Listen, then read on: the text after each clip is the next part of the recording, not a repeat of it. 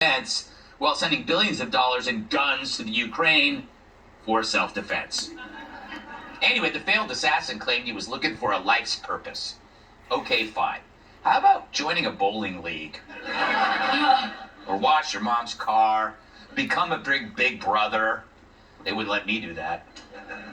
I read Rick Warren's The Purpose-Driven Life, and I don't remember the chapter that said, screw it, kill a judge. But then we didn't have today's media to make it so appealing. I mean, really, what better purpose is there than killing Hitler? And did I say Hitler? I mean Kavanaugh. But you see how I could make the mistake. The left has made it a common descriptor for everyone they hate. If you think it's a stretch, remember, they called Larry Elder a white supremacist.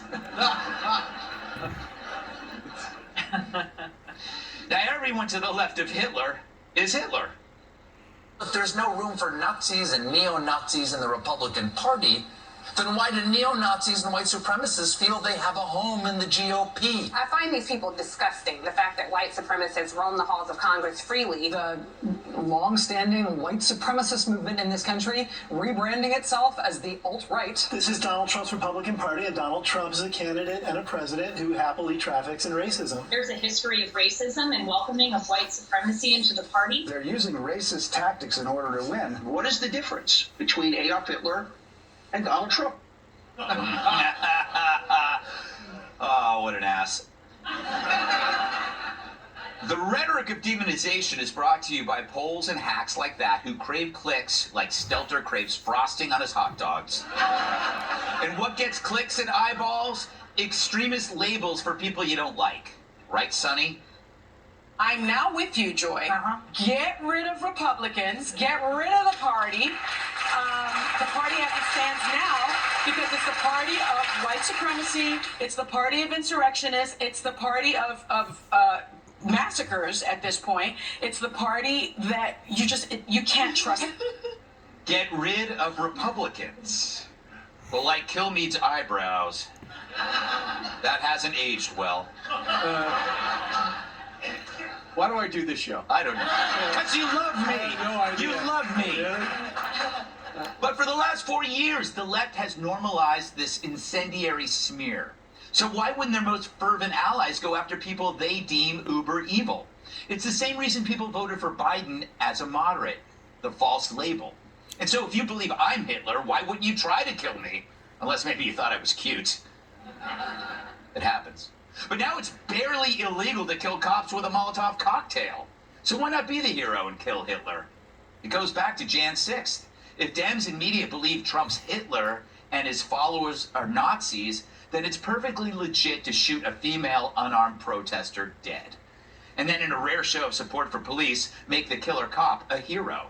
The demonization is necessary to defend the murder of an unarmed woman. Now, no doubt, this latest nut is disturbed. And disturbed people, well, they exist on every side. The question is, how do you deal with them? We disown and never defend. But the left hires them and puts them on TV. Or they blame their crimes on a car. And remember those riots? Except for the billions in damages and the significant loss of life, it was mostly peaceful. But here we deplore all violence, left or right. But as you saw, the legacy media memory hold this attempted assassination like it was Hunter's laptop. And they did so once again in unison. Now imagine a Trumper in a red hat showing up at Sotomayor's house. Forget a gun, what if he just had a sign? They'd Ashley Babbitt the out of him. See, to be a threat, as defined by the Dems, you don't need real weapons, just a MAGA hat and a map at the Capitol. Look, all we're asking for is that real assassination attempts of Supreme Court justices by liberals get the same attention as fake hate crimes on actors that we've never heard of. And maybe less selective prosecution where attacking the White House gate is treated as justifiable because it happened to be Trump. But we know why the media and the Dems are running from this story.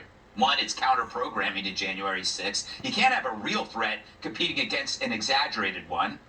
But also, didn't they encourage this attempt on Kavanaugh, Chuck? I want to tell you, Gorsuch, I want to tell you, Kavanaugh, You have released the whirlwind, and you will pay the price. You won't know what hit you if you go forward with these awful decisions. You don't know what will hit you. Well, I'd say Schumer deserves punishment for that, but the Dems would label that hate speech and me a white supremacist. Don't worry, I'm used to it. Let's welcome tonight! He's got a face made for radio, but somehow ended up on TV. Host of One Nation on Saturday nights at 8 p.m., Brian Kilby. She's had multiple deployments, but tonight she's here for your enjoyment, proudly representing the tiny nation of Hawaii, former Democratic Congresswoman and presidential candidate Tulsi Gabbard. And she's the tiny blonde who's out on bond, Fox News contributor Kat Tube. And his pronouns are large and in charge. My massive sidekick in the NWA World Television Champion, Tyrus.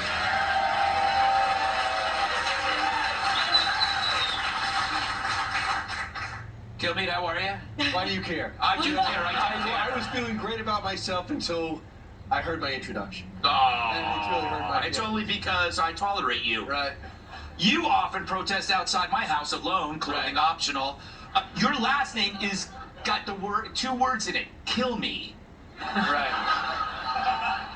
So should people kill you? Right. And is that my question? Yeah, I believe Okay. it is. Why did I bring these notes? I want to hear everything you have to say. All right, a couple of things. Number one, I cannot believe how this story's been buried. Yeah. I mean, it's on page 3 online on the New York Times. Washington Post put it up top because it's close to where they actually print the paper, perhaps. But this is the biggest story. And for Chuck Schumer to make that statement and not finish it off with march peacefully and patriotically to the whirlwind, I find a little bit different. At least Trump actually couched the statement with this: go to the Capitol. What happened after? That's what they're debating, I guess, last night. Yes. So I would say this: look at this 21-year-old or 24-year-old, and that lunatic in Uvalde. You know what they're both on? This guy admitted he's on drugs. He's like, well, I'm not feeling good. I feel a little bit out of myself. I'm on prescription drugs. And I'm thinking the same thing with this other guy. Was he suffering from depression? So you take a stressed out generation, you put him on some depression medication, and next thing you know, you got a guy in black and a school shooter with, what did he have? Pepper spray, zip ties, a hammer, a screwdriver, pads for his shoes, a nail punch, a crowbar, a pistol like duct tape, hiking boots. That's a heck of a checklist for a guy that's never killed before. Yeah, I feel pretty bad for the zip tie industry. Right, it's really, They're like hard to say. every story comes up with the zip ties, and the Right. guy's the CEO at Zip Ties. He goes, "This was just for recreational cosplay." I like to tie up my leaves. I like to tie up my leaves. Right. Tulsi, okay, so it actually makes an interesting point, the guy over here. But there's a lot of there's a lot of variables that go into these events, and one of the things is age, impressionability. How much do you think the incendiary language plays in kind of shaping an impressionable mind who might be on prescription meds? Yeah, I mean, I think the point that he said he was looking for purpose for his life was so disturbing, and it really proves how impressionable he was, and it points to the bigger problem that we have, how the administration and the Department of Justice have so completely politicized the situation to where they indirectly were encouraging this by condoning these protests outside the Supreme Court justices' homes, condoning it, and the Department of Justice not only failing to prosecute these against illegal the law protests, to intimidate justices but that way, making but that choice the Democrats not to. don't And so uphold the this law goes to anymore. the deeper issue of a rejection of rule of law, which is the foundation of democracy, and really puts us in a place where what is there without rule of law? You have mob rule, and you have something that is not America. It is incredible, Tyrus, that they actually showed up after at the house, and there are still people sending people to Amy Coney Barrett's house, and where her kids went to school. They put it out on Twitter. Could you imagine if this was a judge on the other side of the political spectrum? Oh, it just wouldn't have happened. It would have been a hate crime or whatever. I mean, they're not just breaking one law; they're breaking two. And what does it say about our administration, because now it's not just Supreme Court judges, it's judges, it's jurors. You're influencing, you're trying to intimidate by staying outside school. And also, while the police are dealing with these peaceful protesters, the bad actors get time and get opportunities to get closer because everyone's on the front lawn instead of in the streets looking. Yeah. But more troubling than that, I think, is that when you want to have the argument with the other side, they're not even prepared anymore. Right. Sonny literally had nothing to say. She said, the GOP is Nazis. The GOP is white supremacists. The GOP is... Just get rid of them. They're white. They're mean. And then Schumer. Yeah. If you want to wrestle, get some promo lessons. Because nobody does what you gonna do, GOP, when we run wild on you. If you mess with us, you're going down. What? You're a senator. He's stuck in the... But why? Because they don't prepare. Right. Because they don't have to. Because the argument is, whatever you said is the opposite. You know, Kat, one thing that I think people overlook in this story is the justice lives in a modest house. Did you notice that? It's a modest house. It's kind of like very vulnerable. It looks like just like a place where your grandmother would live, and it's... Yeah, I guess the reason people aren't focusing on that is because someone tried to kill him. Yes. Maybe HGTV would talk about that. Actually, Kitty, lay down. Lay down, Kitty. We're gonna take you on Zillow, like...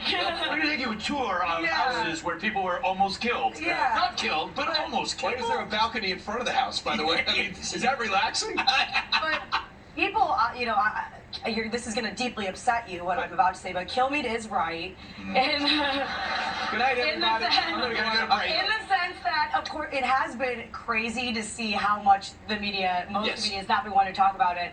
You mentioned the New York Times online edition. The print edition, it had on the front page on the bottom, it had a little tiny footnote sending you to page 20. And the title of the footnote was, "Arrest Near Kavanaugh's Home."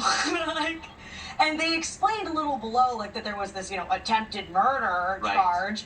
But if the story was simply arrest near Kavanaugh's home, I get why that wouldn't really be on any page. Exactly. But that's not quite the story. Yeah, there are, I imagine near all of our homes there are many arrests. Many arrests. Not somebody who's trying to kill me. Yeah, With exactly. zip ties. Kilmeade? Zip ties. Leave the zip ties out of Sorry it. about that. We're gonna have zip ties control. Even Pat Boone couldn't sell the zip ties. Oh, yes.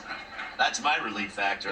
Right Ah. there. All right, up next. Chicago's mayor claims she's tough, but will the city finally say, we've had enough? If you'll be in the New York